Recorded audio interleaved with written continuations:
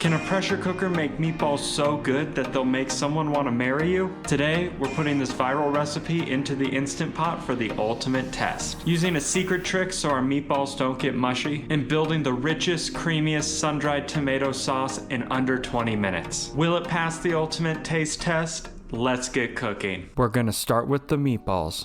First up, dump in 1.5 pounds of ground chicken right into your bowl. We're gonna add half a cup of crispy Panko breadcrumbs. This is our secret to keep those meatballs super tender and light. Time to season. You know, the very first time I made a Marry Me recipe, I was so skeptical about the hype. I thought, okay, it's just chicken, everybody, relax. But then I tossed in my Italian seasoning, kicked up the heat with red pepper flakes, and balanced it out with a little bit of salt and black pepper, and took one bite.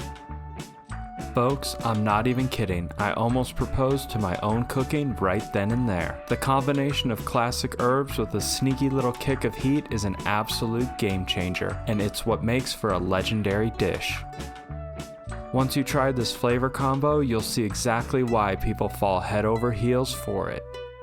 Now, we're cracking in 1 large egg right into our mix. That's our binder, the unsung hero that holds this entire delicious operation together. Then, grab a spoon or just roll up your sleeves and get your hands right in there. You want to combine everything thoroughly so every single bite gets that hit with those wonderful spices. But remember the golden rule of meatballs, don't overmix. If you get too aggressive, they turn out too tough. Nobody wants a chicken hockey puck. Once everything is looking perfectly blended, it's time to shape them. Now, I personally love a giant hearty restaurant-style meatball, so I roll mine pretty darn big. But hey, the size is entirely up to you. Make them bite-sized, medium, or giant like mine, whatever fits your vibe. Just try to keep them relatively uniform so they all finish cooking at the exact same time. Press that saute button on your Instant Pot and let's get things sizzling. Pour in a quick drizzle of high heat oil and let the pot do its thing for a minute until it's shimmering hot.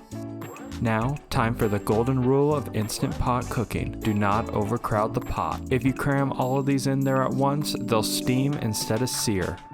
We want to get that high heat flavor. Gently drop in your first batch, about half your meatballs, and let them brown for about 3 minutes.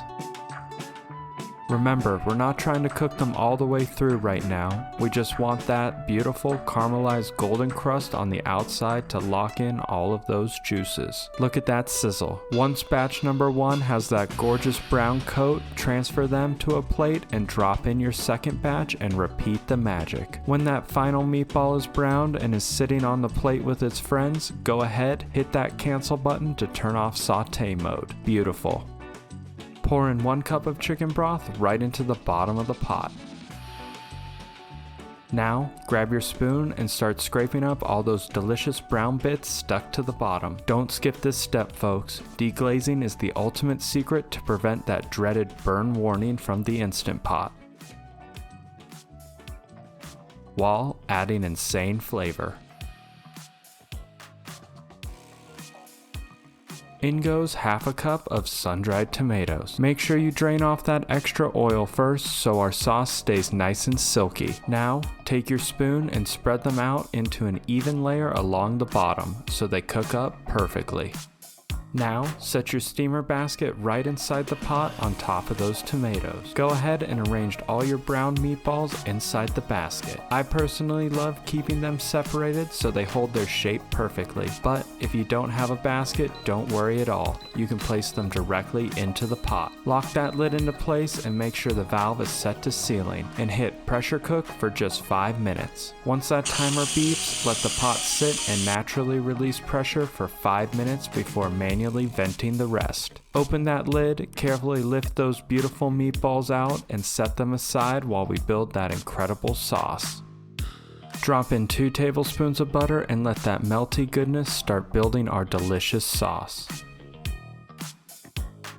Next up, in goes 3 full teaspoons of minced garlic. The second that garlic hits that warm pot, the smell in your kitchen is going to be absolutely unbelievable. Now sprinkle in 1 full teaspoon of dried oregano. That classic herbal aroma is going to elevate this sauce to a whole new level. Fold in half a cup of Parmesan cheese and watch it melt right into that silky sauce. Now for the final ingredient, pour in 1 full cup of rich, heavy whipping cream. Watch it transform our pot into the most luxurious velvety sauce you have ever seen.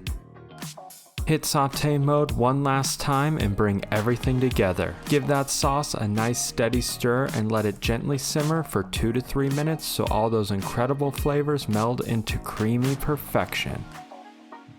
Now, do not click away just yet. Stick around until the very end because right after this wraps up, I'm doing a full taste test to show you just how amazing this is. Plus, we'll have a complete ingredients list and step-by-step instructions right on screen so you can screenshot it and whip it up at home.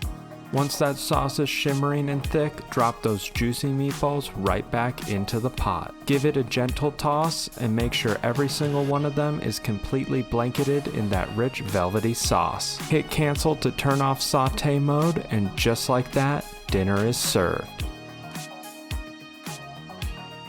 And if you love this recipe, make sure to hit that like button and subscribe. Let's go give it a taste. I got it right here and the sauce looks unbelievable. The scent of garlic, basil, and sun-dried tomatoes coming off of this is unreal. All right, let's dig in. Oh wow, that is genuinely incredible. The meatballs are melt in your mouth tender and they aren't mushy at all. And that sauce is rich, velvety perfection. If you make this for someone, be prepared for them to propose on the spot. If you enjoyed this dish and you want to master more fast, flavor-packed meals, don't forget to like this video and subscribe to the channel. Drop a comment down below to let me know how yours turned out, or to let me know what recipe I should bring to the Instant Pot next. Happy cooking, and I'll see you in the next one.